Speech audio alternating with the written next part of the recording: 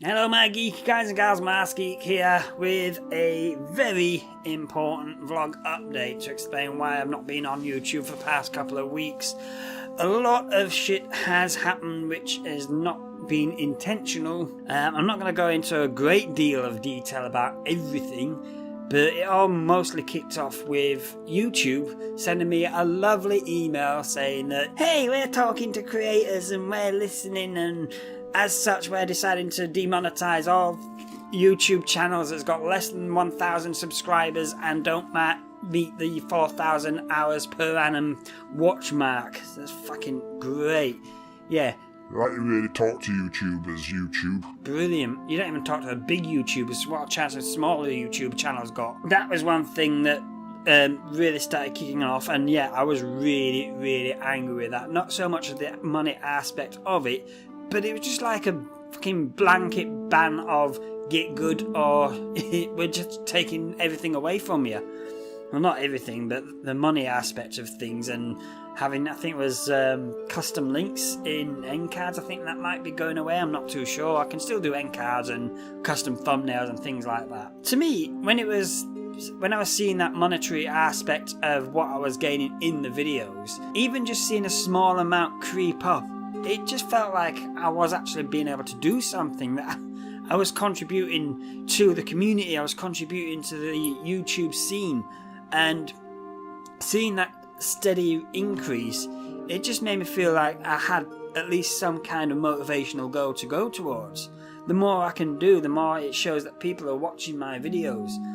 And to see that go away, it just was completely demoralizing. I thought, you know what, you just don't get any recognition anymore on YouTube.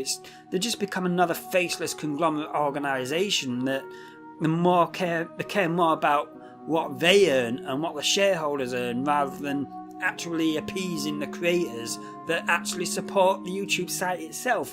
Because the thing with YouTube is, the way it's worked is a tiered system. The YouTube site will not work if you've not got happy creators creating content, and you're not going to have happy creators making content if those creators don't have a happy community.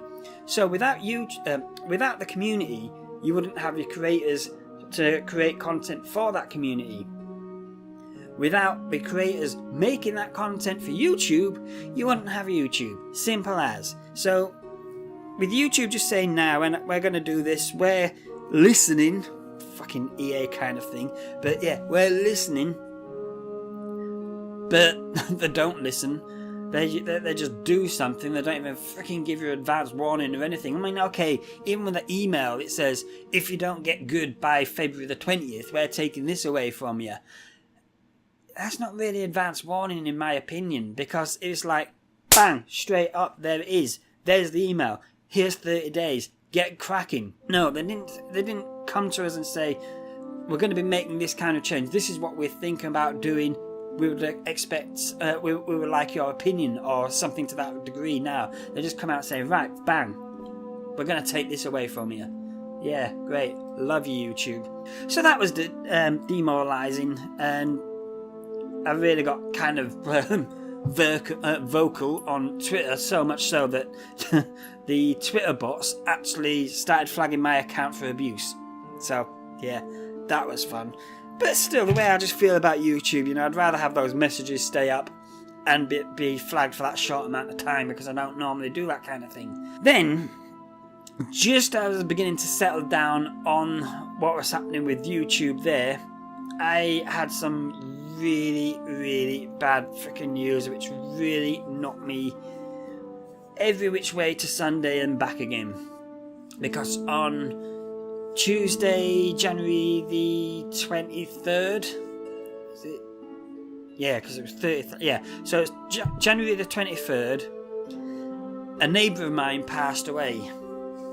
And it was one that, while I didn't know him all that too well, I was going down and doing occasional jobs for him every single Sunday, doing cleaning up for him because he had health problems. He couldn't walk around as much, and unfortunately he was a bit of a recluse. He didn't have a lot of people to talk to, and so talking with him, I could see that it cheered him up. He enjoyed talking about his past, I enjoyed talking about what I've been through in my past ever since my childhood, and he had more of engineering kind of background rather than me being more technological.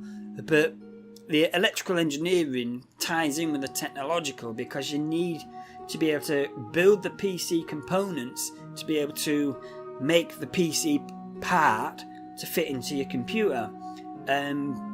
So he knew about all the really nitty-gritty aspects about the PC, little tiny components, what is required to do this, doing all the testing when building circuit boards and whatnot, and he even knew how to strip down the CPUs to get the gold out of them, to get to build that up and then do whatever and sell it and make money that way. Fan-fucking-tastic. And I've only known him for about a year, or maybe a little bit longer. Yeah. So that one was a bit of a shock, and how it came about with that is in the last couple of weeks leading up to his passing, we came to this agreement whereby at 5 o'clock every single day he'd phone me, and if I hadn't have heard it by him by 6 o'clock, I need to go check up on him, and he gave me a spare key to let myself into his place. And Monday night, he gave me the phone call. Yeah, all's good, all's fine, hunky-dory. Tuesday, I didn't hear from him. I went down at 6:15, and I saw him. Yeah, I'm not going to go too more about that one. I did the first initial test. I put my hand on his shoulder here, tried to shake him, no response. Tried to check for a pulse, no response. But when I touched his skin, for both on his shoulder and on his neck, it just felt really ridiculously cold. So I phoned the emergency services. They came in about 2 or 3 minutes. They were really quick. And they took one look at him and they said, yeah, he's been gone for hours. So there's a likelihood that it happened either during the night or in the very early hours in the morning. And you might be thinking, you know, because I play horror games and I've been taking lives all the time in all these games, there's no correlation, in my opinion, between... Shut up, phone, I'm vlogging right now. There's no correlation between the lives that I take in a game to real life, because to me, the characters that you see in game is nothing more than code. Okay, it's very complex code that gives you the illusion of thought processes and decision makings and whatnot, but it's still an if-then-else kind of situation. If this situation happens, then I'm going to react that way, but if those conditions don't exactly meet, but I still need to respond to this, then I'll do that. So if-then-else. That is all artificial intelligence really is. But the more that you put those kind of scenarios into the code, the more processing power it requires to do all that quickly enough, which is why we're only at a certain limit with AI. But apart from that, that is all AI is. So you see me running around on GTA Online fucking gunning people down, or Resident Evil, I'm shooting creatures in the head and whatnot, it's still digital code. There's no connection between... Shut up! All these bleeps and bloops and fucking contraptions everywhere. I feel like fucking Millennial Man or whatever it's called. $60 million man. But anyway, all it is with those characters is just code. And I don't see any connection between that and the real life. There's certain morality to it, which I do appreciate, so that you don't go around killing kids in games that for some reason allow you to do that. I would never do that. But as far as when you're going around killing people, like with GTA, even with GTA Online, sure enough, you kill an online character, you just mash the A button, give it a few seconds and you're back into the game. Even if you're playing on a match where you've got a limited number of respawns and then after that you can't play the rest of that match. So you can, it's just the end of that match, you can play the next one after that. It's still a digital representation of someone. You're not exactly going to that person and killing them outright. Now, there's obviously some really bad sickos in the world where they'll do this swatting, like what happened in Wichita, where an innocent man had his life taken away because of some stupid punk-ass fucking prick, all because he lost a bet on Call of Duty. Fucking grow the fuck up, man. It's a game. I know I rant and rave at some of the games on there, but I'm pissed off at the game and the coding as to what's happened against me. I don't go around going, you shot me 3,000 times, which I don't like, so I'm going to swat you. You fucking prick. Anyway, so I don't make that kind of connection between a digital representation of a character and real life.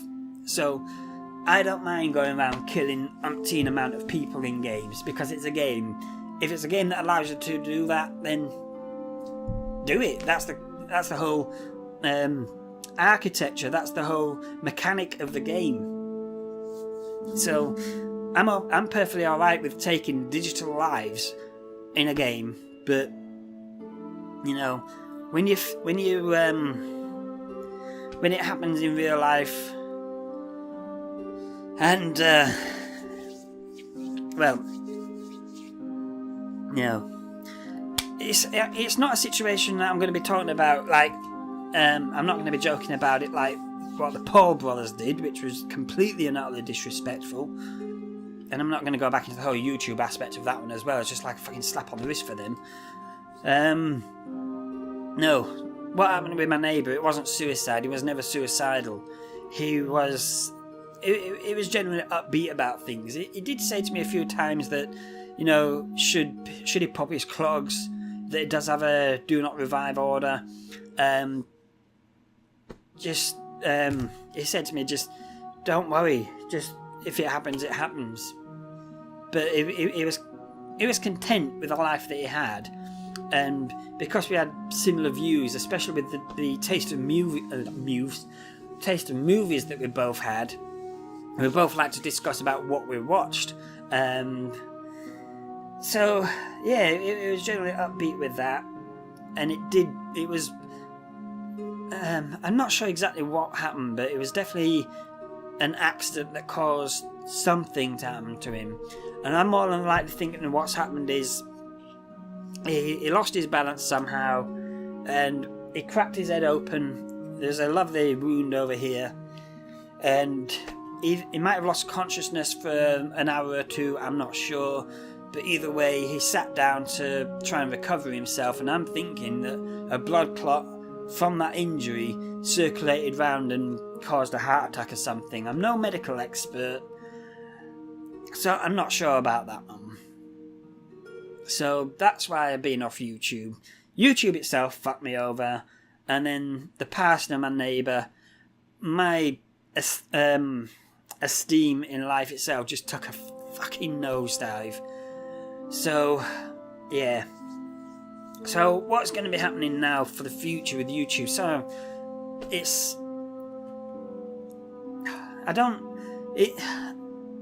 when I'm trying to talk, I'm trying to make it look like it's a conversation, but it's just really, really tough right now. Really, really tough. So, I do apologise that I'm not looking at you right now. Freaking hitting the microphone.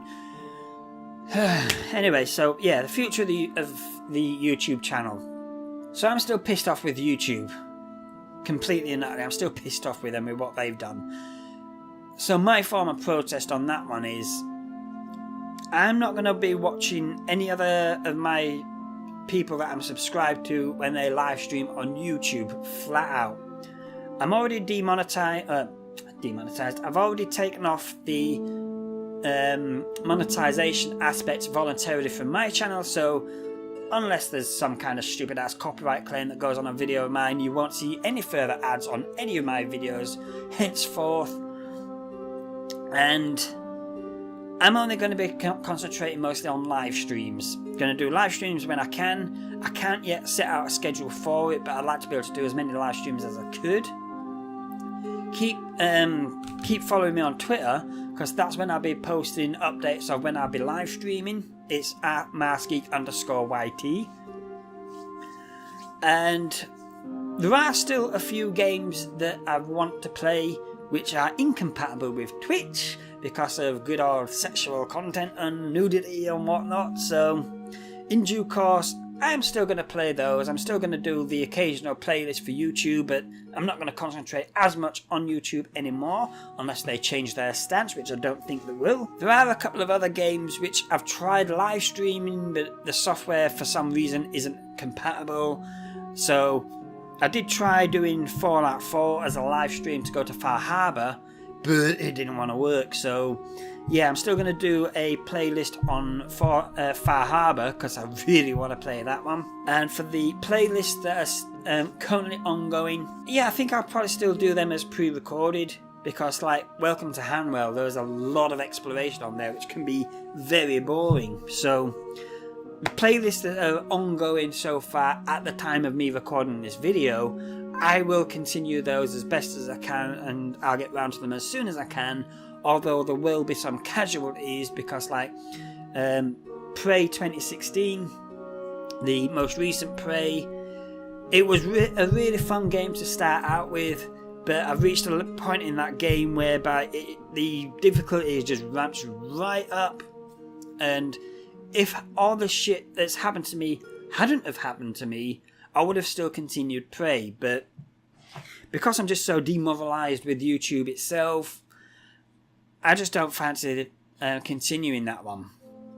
Let me know in the comments below though if you want me to continue, because at the end of the day, I run the channel, but the channel is nothing without the community. It's nothing without you guys. If you want to see me play it, I'll play it. I'll continue it, and I'll do my best to get through and complete the game. Same goes with Call of Cthulhu. There's a certain section on there which was completely and utterly infuriating, bad collision, bad mechanics of the game, and I've tried umpteen times to get through it and I just can't, and I might not do that, although I think what I might actually do with that one is just play that particular section offline until I at least can get past that, save, quit, and then start that series off again from where I left off and continue from there, because I really want to play that one. The Cthulhu is fucking peace, man. Anyway, as for the other playlists, I'm more than likely to continue those. I'm definitely going to be continuing Rise of the Tomb Raider, because that's fucking awesome. Lara is such a badass. I love her to bits.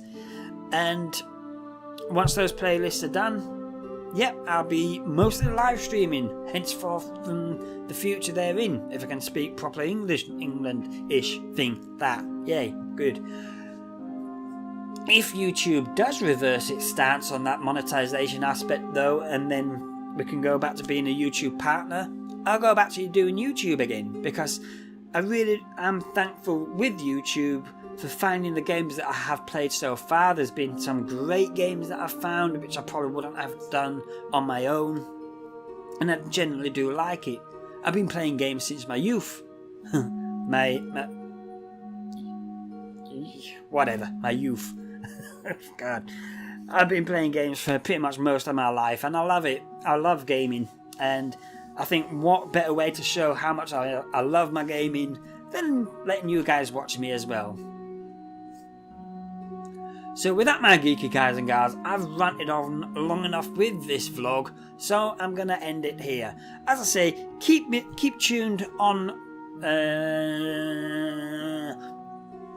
fucking Englandish, can't speak it right. Keep following me on Twitter, because that's when I'll notify you of when I'll be live streaming. Keep your eye on the channel as well, because I'll be posting updates on the playlist, be posting new videos as and when I can. And until then, my geeky guys and gals, I'll see you in the next video. So bye bye for now. And screw YouTube.